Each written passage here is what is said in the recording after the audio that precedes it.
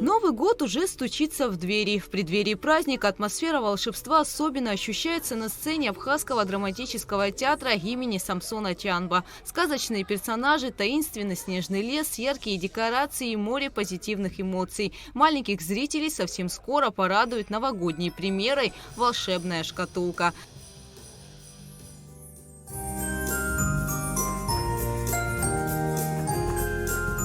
Спектакль «Волшебная шкатулка» о добрых делах, о том, как противостоять злу и не отчаиваться в любой ситуации. Юные зрители будут радоваться и переживать вместе с главными героями. Ведь у обитателей волшебного леса пытается украсть праздник недобрая старушка.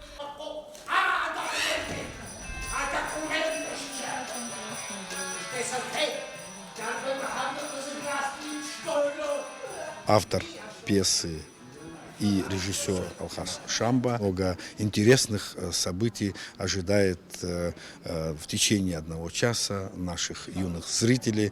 Высокопрофессиональная игра наших актеров, звуковое оформление, световое оформление, которое обеспечат наши специалисты, несомненно создаст новогоднее настроение нашим юным зрителям. Ждем их, мы всегда их рады здесь видеть. А еще эта сказка учит тому, что нельзя переходить на сторону зла. Например, в персонаже Василия Дзидзария, волка, как отрицательные, так и положительные черты. Мой персонаж, он сперва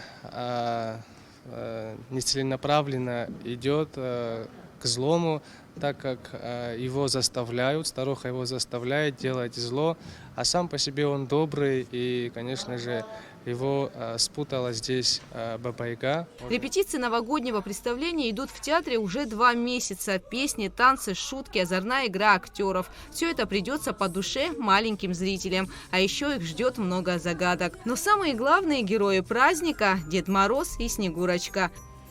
Поздравляю с наступающим 2023 годом.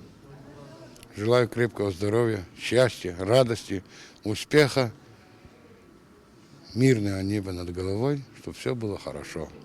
Дед Мороз, Снегурочка и другие обитатели волшебного леса ждут маленьких зрителей в Абхазском драматическом театре. А узнать, победят ли они недобрую старушку, можно уже 26 декабря. Показы спектакля будут проходить 2 раза в день ежедневно с 26 по 30 декабря и со 2 по 4 января. Начало представления в 12 и 14:00. В театре организован синхронный перевод на русский язык.